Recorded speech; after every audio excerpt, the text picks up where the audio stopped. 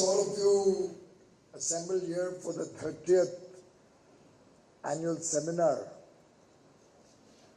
participants from the market research community from across the country. And I must say, I agree with Madam when she says that this is an industry which has remained unsung, unrecognized, probably, I would also add, not yet understood for the tremendous capabilities and strengths that you all have. And therefore, I'm truly delighted to be amongst all of you distinguished ladies and gentlemen. And thank you for giving me this opportunity to meet you and get to know more about your organization, as I was learning when I sat with your managing committee members. I'm sorry I'm a little late, but lots of work happening in different areas. The least of it is your routine day-to-day work, the more pressing needs of elections around the corner, and of course, the wonderful things that are happening in our country, which has actually been recognized and respected across the world in terms of our post-COVID fight back, and now the deft management of the economy in the era of war, through which most developed countries also are facing a lot of stress, where India looks like that bright spot, that shining star. But of course, that's for you to tell us based on your market research. And we've been engaged with some of you for many years in different forms, in different areas of operation. Even in our electoral work or in the ministerial work, I've had an occasion to work with many of your companies or your members at different points of time, and I've tremendously benefited from the engagement with your industry. And I have Pradeep Gupta sitting right here in front of me.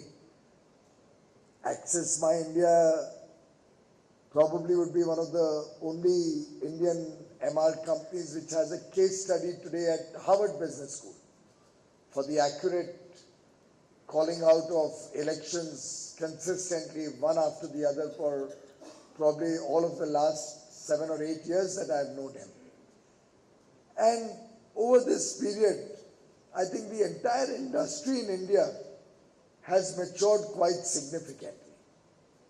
I see a lot more use of technology. I see a lot more analytical skills or AI being used in the work that your members are doing. And I can today also connect a lot in the different areas of my work with the outcomes that you produce. For example, to assess which industry somebody should be investing in, or where the export markets are, or where a plant should be located, ideally.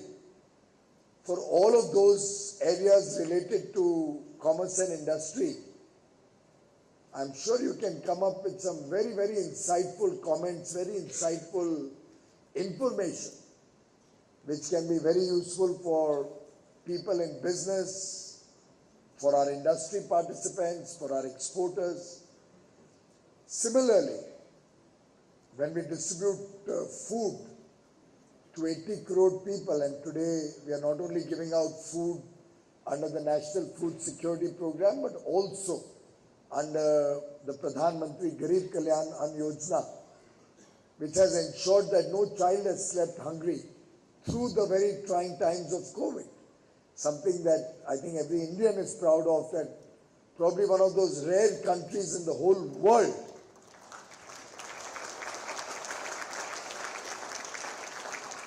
where we did not find any food shortages, we did not find any riots, we did not find people breaking down department stores or street shops to try and grab whatever they could. I mean, I'm sure you've seen pictures of that happening in the most developed and the largest economies of the world also. But India truly, through this period, has been able to meet the needs of the people of India. And a lot of that feedback comes out of some or the other research that people like you are doing, who give us the feedback that what are the pain points, what are the areas of concern, which are the areas one should focus on. And I do believe that while Madam was saying you have kept a very low profile, I don't see any reason for you to keep a low profile. I would on the contrary say all of the advertising that is happening and all of the market making that is going on, marketing activities, actually would be resting on what you are advising them. Where the markets are, what the people want to hear. At least we in public life or in politics use your inputs very extensively. What are the subjects which are bothering the people? What are the topics on which we should talk when we go out campaigning? What are the areas of concern on which our government policy or government programs should be centered to be able to serve the people of India? For all our work, both in government or in our political arena, I think the work that you are doing is extremely important. And therefore, I do hope you will adopt new technologies, come up with relevant and more practical ways in which to come out with hard facts, but intelligent facts. For example, we were just chatting and I was being told about the extensive use of technology and the use of digital means or let's say through the net or through online surveys, you're able to cover a much larger population or a much larger geographical area, possibly also at lower cost. But I for one would worry if you were to give me only a digital survey. While I would be very happy that it would also have resonance, technology will have resonance when we are doing physical survey to know that the enumerator actually went there with the GIS mapping or with the technology that he carries in his hand and he marks out the data of the person he is talking to. But if the survey itself was to be online, in the United States of America, I can still understand that it can have maybe a more resonance with the reality. But in India, I would still think the body language and the personal connect, even today, would be very significantly relevant. And very often when I see these electoral surveys coming on television with a sample size of 2,000 or 5,000 respondents, sometimes even more, but mostly on the telephone or mostly through an online survey, I really fear for its outcomes, for the inaccuracies it can give us, and for the credibility loss that your industry will suffer because of that. I mean, if at all somebody does that and has a very, very high degree of understanding of India by which he can use algorithms or AI to extrapolate that result to bring in accuracy, that would be a very high degree of technology which I don't know if any of our Indian companies has as yet cracked. Because look at the diversity of incomes, the diversity and spread of language, the dialect within a state being different from one village to the other.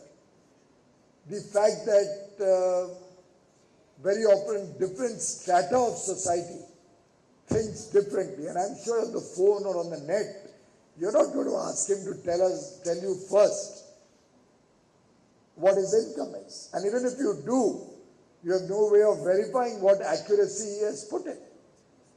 And I would think that given the complexities of a large nation like India, with the last reported number being 141 crore population, as diverse as India, my own sense is while we adopt technology, we must also adopt it intelligently, smartly, and make sure that we don't lose the essence of our work and the outcomes.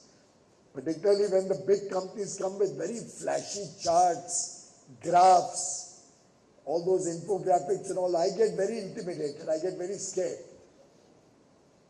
Because there may be very good presentations, but I worry for its real resonance on the ground. And I think the best way to understand this is to go into the rural parts of India. I don't know how many of you actually send your teams right up to the villages or the kasbahs or the hamlets around the villages to understand the real story of India, to understand how important pricing is. I'm told that 1 rupee sachet came out of some of your surveys only, where you probably advised, I don't know, was it levers who first came out with it or was it the pan parags of the world? Levers. But truly, I mean, as a chartered accountant, when I calculate the grammage of what is in that 1 rupee pouch and compare it with the bottles that we get at home, and I feel as a consumer affairs minister, I should be extremely worried because my consumer is getting jilted.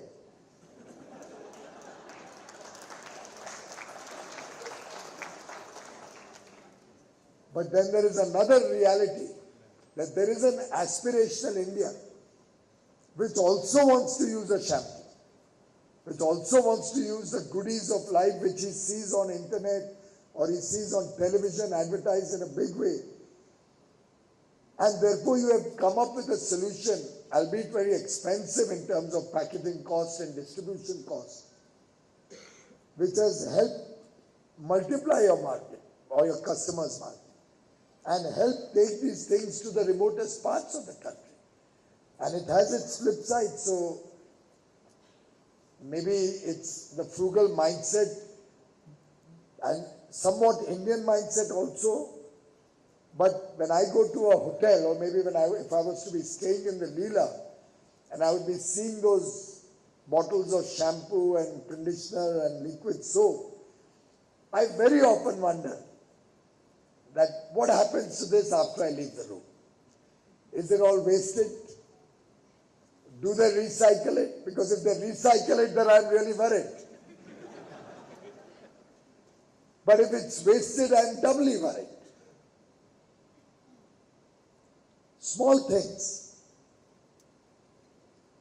But these are the things where probably organizations like yours can help us come up with better solutions, better ideas. The other day at the Oberoi, I think in one of the good hotels, I saw actually they have also introduced in a very high-paying room the whole bottle over there, the big bottle where you just take out whatever quantity you need. And I think while it may not look very nice, maybe it may not look like a 5-star or the high luxury element on it, but I thought it was very practical. And in that sense, your sachets, whoever thought of it or whoever came up with that idea, also is quite a practical solution. The wastage in that must be significantly lower if it was to become a part of, let's say, hospitality where people are traveling. Why I'm sharing all this with you is because you really can play a big role in taking the good things of life to the people of India, help those who cannot afford many things also get a chance to enjoy the fruits of modern products, goods, services, and yet make sure that we are not moving into a high waste economy. Our lifestyle still continues to remain sustainable, something which Prime Minister Modi has been talking about at length on many different fora, including at the G20, and which is also going to be a part of our G20 as we have now taken over the presidency, and from 1st December India will have the presidency of the G20. I think lifestyle for environment or sustainable lifestyle is something that all of us also should be equally concerned about. Now, I know that most of you now use your iPads or laptops while doing your data collection also, which is good. You are saving on paper. Those old days when you had sheets of papers and maybe 10 page questionnaires, A, was not only inefficient, it was prone to mistakes. B, the analytical part was any case done in the computer, so you were transferring that into computers. If you are not doing that, then the analytics was certainly missing. And very often just a clinical survey or a clinical market research really doesn't give you the best result. You got to calibrate it for the male-female ratios, for the different income levels, and that personal element does help us also assess what is being claimed to be the income. Because in our country we would have people who may not like to share with you on a phone that his income level is X. He may like to exaggerate it to 3X or 5X. Who knows? I remember we had once done a survey, and we keep doing a lot of surveys in industry for our startup ranking, or for the logistics ranking, or for the ease of doing business ranking. And in one of the surveys, I found the results were truly at odds with what our perception was. Drastically at odds. And I just couldn't accept that this could be a realistic result. When I got into the detail of it, you'll be amazed at what I found. I found that we had telecallers who were making the phone calls. Initially, they were all in English. Then when it came to our attention, they moved into Hindi and English, assuming that at least within the two languages will cover the entire country. And what we found was that many of the respondents were not comfortable with either of the two, particularly in certain states. And then when they moved to respondents in smaller towns or smaller areas, the rural areas, they just could not understand the dialect, and therefore either did not bother to give a response, or the responses were vastly different from the reality on the ground. And we actually landed up with survey results which were no good after spending hours and hours and a lot of painstaking work. It almost became a piece of academic research rather than real work that could give us some outcomes. So I do hope and believe that all of you are conscious of this reality in the Indian context. But as your colleagues were telling me, 2/3 or 75% of your revenue is even today in foreign exchange, which means you must be doing a lot of work for foreign companies. I think we also have a big potential. Post-COVID, we've learned our lessons that to do work, at least in the developed economies, you don't need to physically be present. And for example, if it was Europe or if it was the United States, and for that matter, even Japan, which is a big market. And in these countries, I would think most surveys, probably you all know better, but I'm assuming most surveys must be digital. I suspect they cannot afford to send people. And I don't know whether they'll find people also to sit and spend time with them and do a survey. So surveys must be online or on the telephone. And I'm sure if we improve our language skills in the 300 odd members that you have, if we were to look at improving our language and accent skills, we would be able to get a large pie of that market, because sitting in India and then sitting even in tier 2, tier 3, 4 cities with tools of analysis which would be available with many of you, because I know that many of you are also international companies. I believe even the Indian companies today are using AI and ML and all in a big way when they're doing research. I think if you develop good tools, you would be able to compete with your own companies or your own parent companies, or possibly supply that service to your parent company for the developed markets, so that the work is done out of India. The cost can significantly be lower. You can earn much more foreign exchange than the current size of the business that you are running. I believe I'm told that you have a $2.7 billion revenue in this industry. My own sense is you've not even come to the inflection point. There must be huge potential. And I would think, don't look at only the Indian potential. India also must be having much more potential. It's how you're going to market yourself to the advertisers and to the consumer-facing companies. Also to government, if you ask me. Because if I get good feedback on what the consumers are concerned about, I may be actually in a position to regulate businesses better to serve consumer interests. If you were to get us feedback on, let's say, particular areas where there's potential or where imported goods are coming into India, I may be able to get more investment into India to meet the demand or needs of Indian consumers. So government also can get a lot of benefit. Maybe a group of you or some of you could think and come to us with suggestions on how we can use your services in a bigger way. But of course, please come with a cost-benefit analysis also.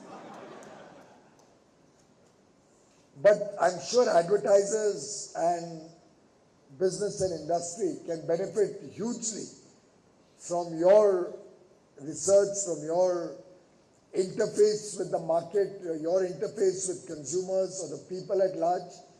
You may be able to give good feedback on whether people like glass bottles or they still want to go back to plastic bottles.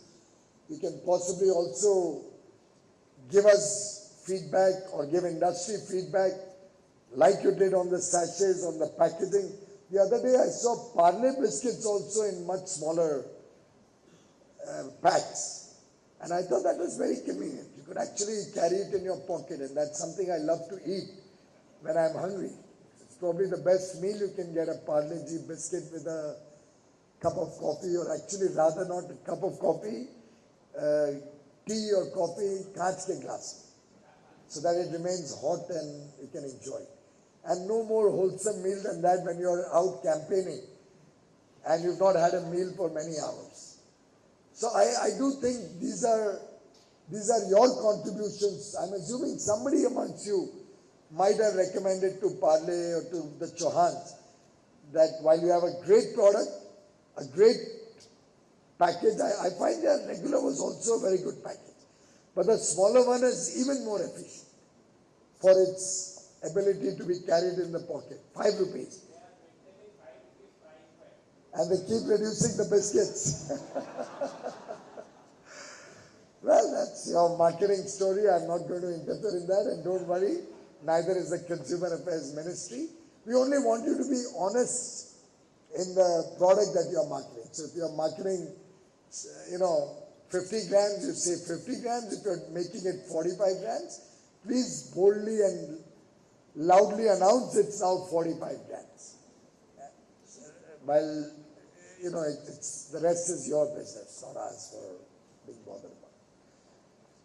But what bothers me very often is when we see misleading advertisements. That's something which certainly is something we're going to come down heavily on.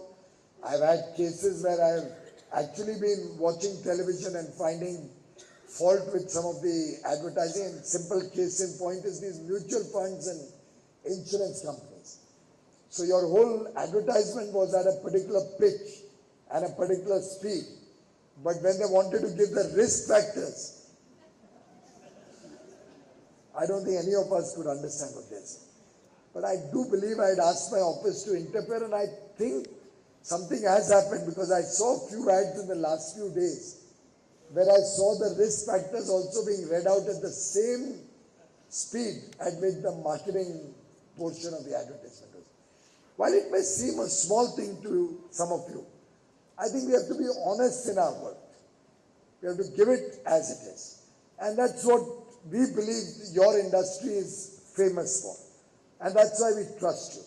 The fact that you show the mirror to your client, whatever it is, it may be bad news. It may be his market share is dwindling. As sometimes you tell us your vote share is falling. So that we can take the right action to correct or course correct and get back into the game.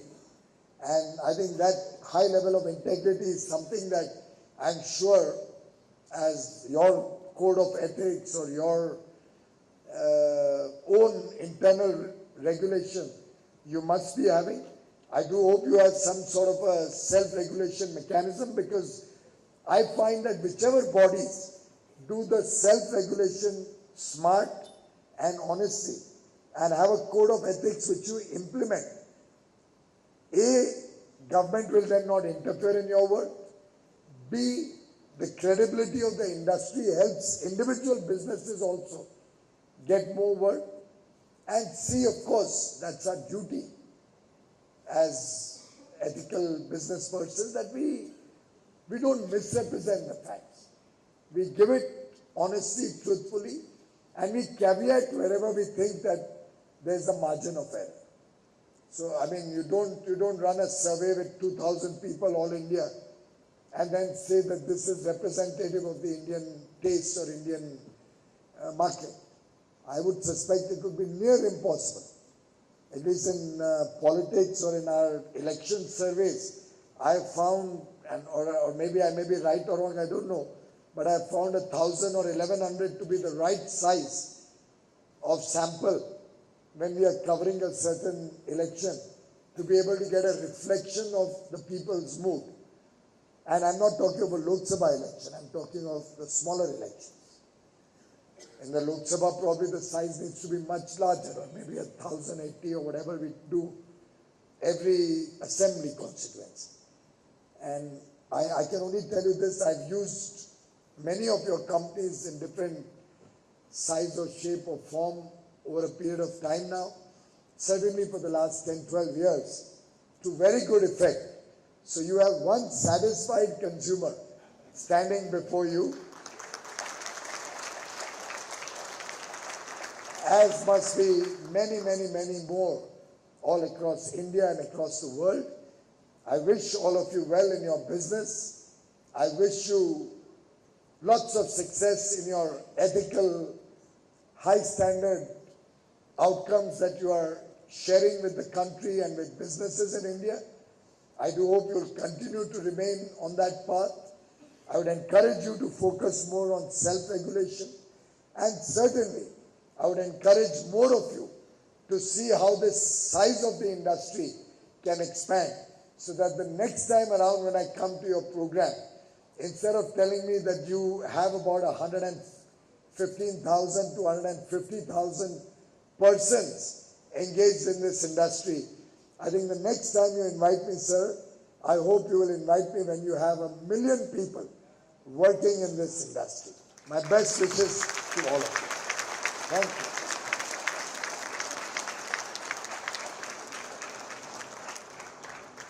Thank you so much, sir. Yeah, so we would like you to inaugurate this report, which is about the size of the Indian industry. You have an open copy? Yeah, can you give me an open copy, Sandeep? Rakshan?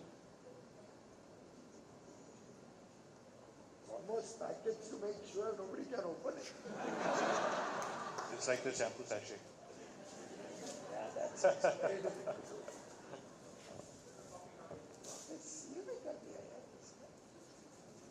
We wanted you to be on the stage for longer.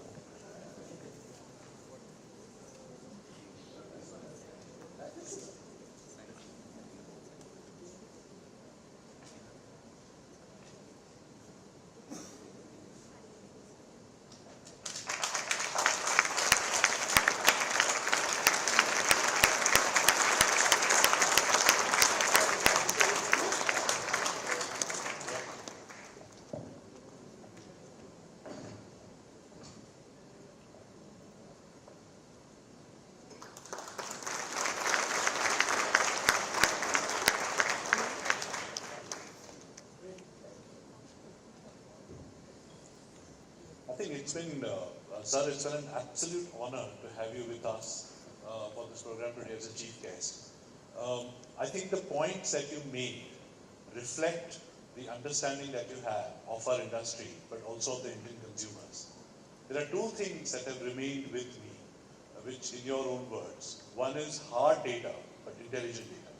And which means that whether the sample sizes, the language you do the consumers, combination of offline and online, hard data but intelligent data, in your own words. The other thing that you mentioned, which has remained with me, is that through your services, bring everything that's good in India to everyone in India. So I think through the surveys that we do, through the analytics that we do, through the insights that we provide to our businesses, how can we make sure that everything that's good is provided to everybody who's in India? I think these two messages sort of summarize things that you said and your understanding and reflects your understanding of this country and understanding of what we do as an industry. Now, you also sort of challenged us, provoked us, inspired us to do a couple of things, which I must say, that how are we making sure that we do the data collection and do we do the analysis in the right way? Now, one of the roles that, or the key role that MRSI, Market Research Society of India, does is to raise the professional standards of the industry. And therefore, what's the right way of doing the survey? What's the right way of asking the questions, etc. The fact that you must ask the questions in the language and hire local people in different geographies to do the surveys, etc., are part of the professional standards and they're part of the code of conduct that we have. And all the MRSI members have to abide by the code of conduct. So we make sure that we're raising the standards of professionalism in the industry, and we assure you that with our efforts, our industry definitely will be bigger size next time when you come around. But thank you very much.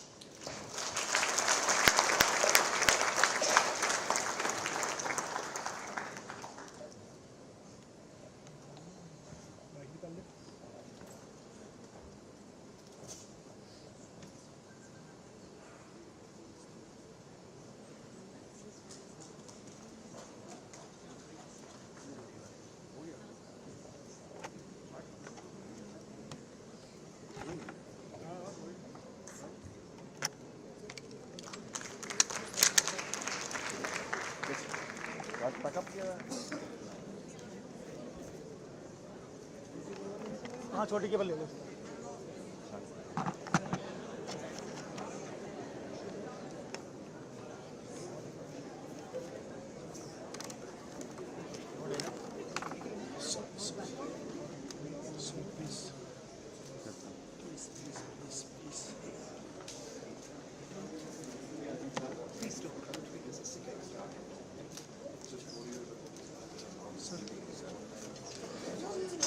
Compulsory that it is online or physical, what is the market, it's a research sample size, and I can make it compulsory as a regulatory body yourself, that all members will have to give that data.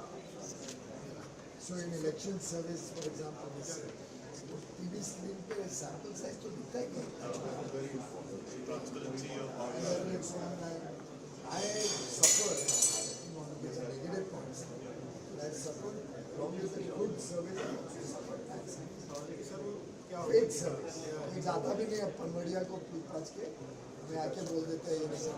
अगर हम लोग वहाँ पे RFP ऐसा डालें MRSI ये सब जितने भी MRSI का हमारे गाइडलाइंस है आप अपने सेल्फ रेगुलेशन के रूल्स बनाए.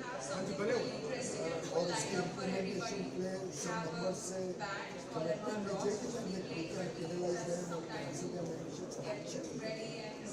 Like we have in charter ethics, somebody makes it action. You all can do that. Then government can try and see how we can ensure that your membership or your certification is something or audit.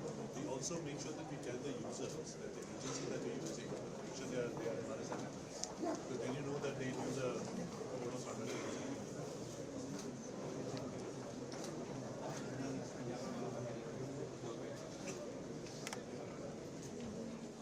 Panel is another type of thing where the representativeness of India.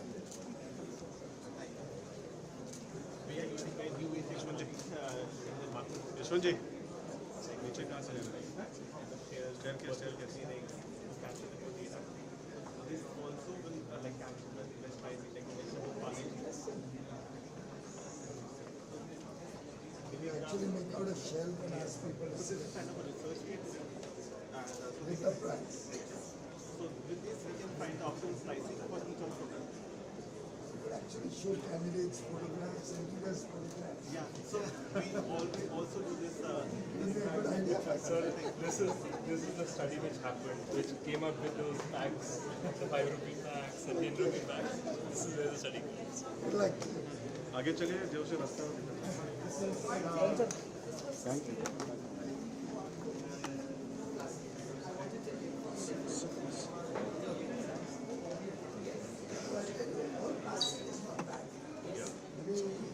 My personal view.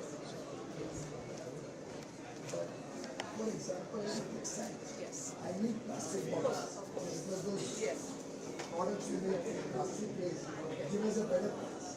If they're called sustainable.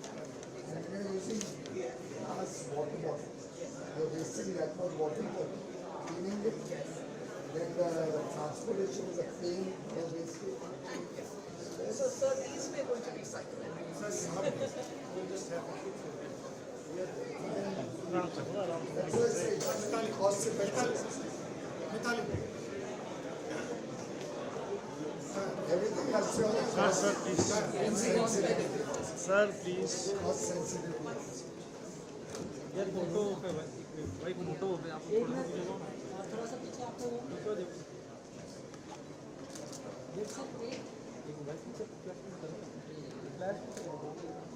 थोड़ा पीछे करो camera आ रहा थोड़ा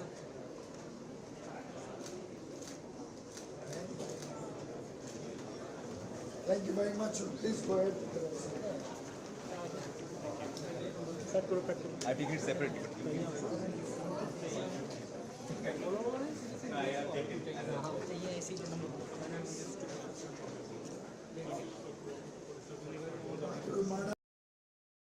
I'm surprised they allowed you to make a straw there. चलो भाई चलो